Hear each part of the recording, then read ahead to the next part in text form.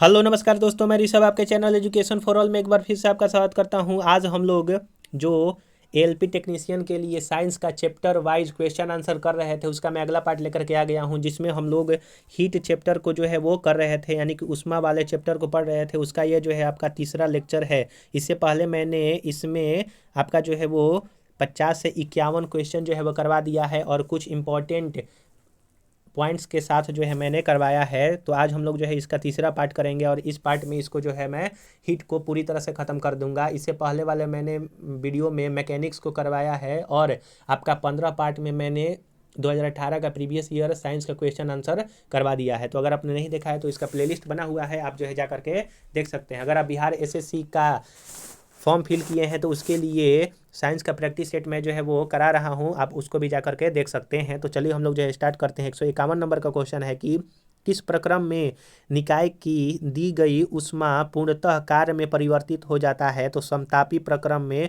जिसको आइसोथर्मल जो है वो कहा जाता है, जिसमें टेम्परेचर जो है वो कांस्टेंट होता है। समतापी प्रक्रम में दी गई ऊष्मा जो है वो कार्य में परिवर्तित हो जाता है।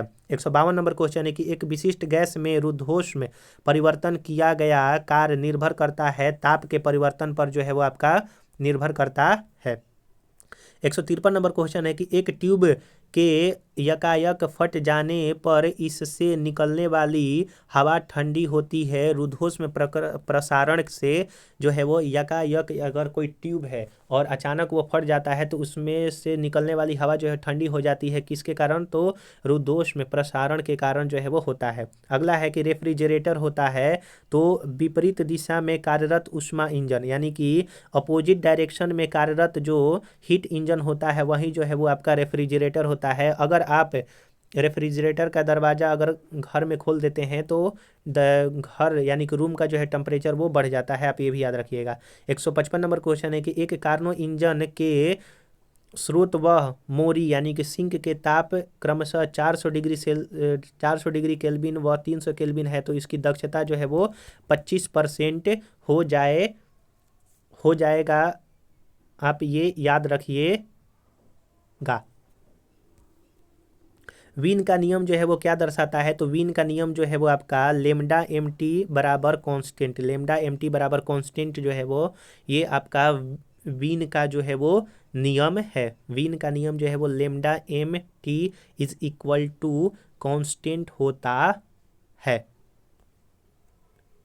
अगला है आपका, और इसका जो है ये 25% कैसे आया? तो टोटल जो है वो आपका कार्नो इंजन का जो स्रोत है वो आपका 400 है और सिंक का जो है वो आपका 300 है। तो कितने का अंतर है? 100 का अंतर है। कितने पर? तो 400 पर अंतर है। परसेंट में जगह हम निकालेंगे तो 0 से 0 कट जाएगा और 4 से ये जो है आपका 25 बार में कट जाएगा, तो 25% इसका आंसर आ जाएगा। अगला क्वेश्चन है 157 नंबर की 200 कैलोरी ऊष्मा उत्पन्न करने के लिए आवश्यक कार्य जो है वो क्या कहलाता? आवश्यक जो कार्य है वो आपका 840 जूल आपका हो जाएगा। वर्क बराबर joule into J into H होता है, तो 42.2 कैलोरी इंटू 200 जो है वो 840 के बराबर हो जाएगा। ऊष्मा और कार्य परस्पर परिवर्तनीय है, इसका व्याख्या करता है। तो ऊष्मा और कार्य दोनों जो है वो आपका परिवर्तन करता है। यह ऊष्मागतिकी का द्वितीय नियम जो है वो आपका बतलाता है। 159 नंबर क्वेश्चन है कि एक झील की सतह का पानी जमने वाला हो तो उसकी तली में पानी का तापमान जो है वो कितना होगा? तो 4 डिग्री सेल्सियस होगा। अगर कोई एक झील का सतह का पानी जमने वाला हो तो उसका तली का तापमान जो है वो 4 डिग्री सेल्सियस होगा। अगला क्वेश्चन है आपका कि -10 डिग्री सेल्सियस से 20 डिग्री सेल्सियस ताप पर कार्यरत रेफ्रिजरेटर की दक्षता 9.77 होगा। 161 नंबर क्वेश्चन है कि एक यौगिक त्रिक बिंदु पर है, यदि उसका दाब बढ़ा दिया जाए तो त्रिक बिंदु का मान हो जाता है, तो वह आपका अपरिवर्तित होगा। अगर एक यौगिक त्रिक बिंदु पर है, यदि उसका दाब बढ़ा दिया जाए तो त्रिक बिंदु का मान जो है वो आपका अपरिवर्तित रहता है। 162 नंबर क्वेश्चन है कि एक कार के रेडिएटर और पंखा इंजन को किस विधि से ठंडा किया जाता है? तो कार का रेडिएटर और पंखा जो है आपका विकिरण और संवहन विधि द्वारा जो है वो ठंडा किया जाता है। अगला क्वेश्चन है आपका कि क्रांतिक ताप से अधिक ताप पर किसी यौगिक की अवस्था होती है। क्रांतिक ताप से अधिक ताप पर किसी यौगिक की अवस्था जो है वो आपका गैसीय होता है। 164 नंबर क्वेश्चन है कि दो पतले कंबल उतने ही मोटाई के एक कंबल की अपेक्षा अधिक गर्म होते हैं, क्यों? क्योंकि बीच में वायु की उष्मा अवरोधी परत बन जाती है। इसीलिए दो पतला कंबल जो है वो आपका अगर उतना ही मोटा अगर कंबल रहेगा तो उससे अधिक जो है वो आपका गर्मी करेगा, क्योंकि बीच में हवा जो है वो आपका एक तरह से इंसुलेटर की तरह काम करते हैं, वो गर्म होकर के हीट ज़्यादा देते हैं। 165 नंबर क्वेश्चन है कि गर्म दूध में चीनी मिलाने पर दूध ठंडा हो जाता है, क्योंकि चीनी दूध से उष्मा अवशोषित कर लेता है। इसीलिए गर्म दूध में अगर आप चीनी मिलाते हैं तो दूध ठंडा हो जाता है, क्योंकि चीनी उष्मा को अच्छी तरह से अवशोषित कर लेता है। निम्नलिखित में से कौन सा कथन जो है वो असत्य है? तो बर्फ का गुप्त उष्मा जो है वो आपका 80 कैलोरी प्रति ग्राम होता है, ये सही है। भाप की गुप्त उष्मा जो है आपका 540 कैलोरी ग्राम होता है। 0 डिग्री सेल्सियस की बर्फ और 0 डिग्री सेल्सियस के पानी की अपेक्षा अधिक ठंडा होता है, ये भी सही है। और बर्फ का गुप्त उष्मा 540 कैलोरी होता है, यह जो है आपका गलत है, यानी कि ऑप्शन नंबर डी इसका सही आंसर हो जाएगा। 167 नंबर क्वेश्चन है कि 42 ग्राम पानी का ताप 50 डिग्री सेल्सियस से 60 डिग्री सेल्सियस करने के लिए आवश्यक उष्मा जो है वो आपका कितना होगा? अगर पानी की विशिष्ट उष्मा 4.2 × 10⁻10 है तो 1764 हो जाएगा। अगला क्वेश्चन है कि 90 डिग्री सेल्सियस ताप के 5 लीटर पानी को 20 डिग्री सेल्सियस के ताप पे 12 लीटर पानी में मिलाया जाता है, तो मिश्रण का जो ताप है वो 37.5 डिग्री सेल्सियस। 169 नंबर क्वेश्चन है कि ताप मापी पैमाने के बारे में निम्नलिखित में से कौन सा युग्म जो है वो गलत है? फ़ारेनहाइट 32 डिग्री सेल्सियस से 180 फ़ारेनहाइट के बराबर होता है, यह जो है गलती है। 32 डिग्री फ़ारेनहाइट से 212 तक यह जाता है, 32 डिग्री फ़ारेनहाइट से, और इसका अंतिम 212 डिग्री फ़ारेनहाइट होता है। सेल्सियस का 1 डिग्री सेल्सियस से 100 तक होता है, र्यूमर 1 से 80 तक होता है, केल्विन 1 से आपका 100 तक होता है।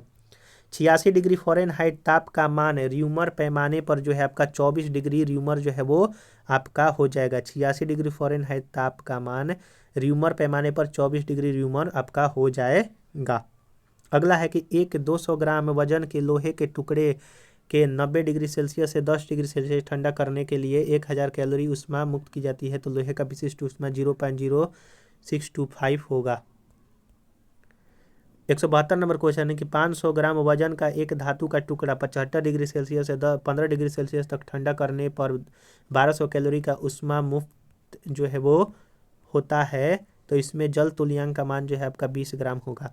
अगला है आपका कि उष्मा के यांत्रिक तुल्यांक जे का मान कितना होता है? तो उष्मा का जो यांत्रिक तुल्यांक होता है जे का मान वो 1.85 जूल पर कैलोरी होता है, इसी को 1.2 जूल पर कैलोरी जो है मान लिया जाता है।